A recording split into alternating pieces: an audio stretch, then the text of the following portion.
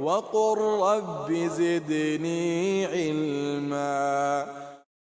In a hadith of Anas ibn Malik radiyallahu anhu, the Prophet ﷺ said, تَسَحَّرُوا فَإِنَّ فِي السُّحُورِ بَرَكَةً.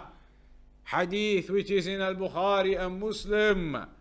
The Prophet ﷺ said, have the suhoor, for indeed within it is blessings. Have the suhoor meal in the morning, the pre-dawn meal as they say, for indeed within it there are blessings. So this hadith tells us it is a sunnah to have the suhoor in the morning. It's not just something people do out of habit, it is actually a sunnah to have that suhoor meal before the fajr. There are a few issues here.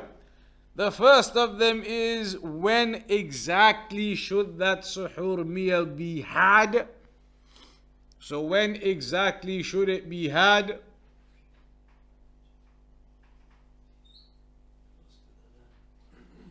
Close to the adhan of fajr. So before the adhan of fajr, very close to it, meaning before the end time, when you have to stop eating, as they call it on the calendars, the end time or the closing time, which is supposed to be, if the calendar is made properly, that is supposed to be the time fajr enters. So the suhoor is supposed to be had just before, very close to the fajr time entering. So for example, nowadays fajr enters maybe just after 4 a.m. So if, let's say for example, fajr enters at 4 a.m., sunrise is maybe 5:30 a.m., so that means if you're gonna fast, you should have your suhoor, finish it off just before 4 a.m. Just before 4 a.m., 5 minutes, 10 minutes, just when there's time before 4 a.m., finish your suhoor then. You're not supposed to have suhoor at midnight and go to sleep and say that is my suhoor. And you're not going to get up at 3:30 a.m. to have the meal. That is incorrect. Suhoor is supposed to be done in the last part of the night, just before the fajr time is going to enter.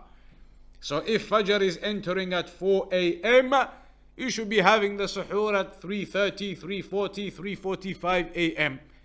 so that you finish eating when there's just 5 or 10 minutes left, a few minutes left before the fajr time actually enters. There is a hadith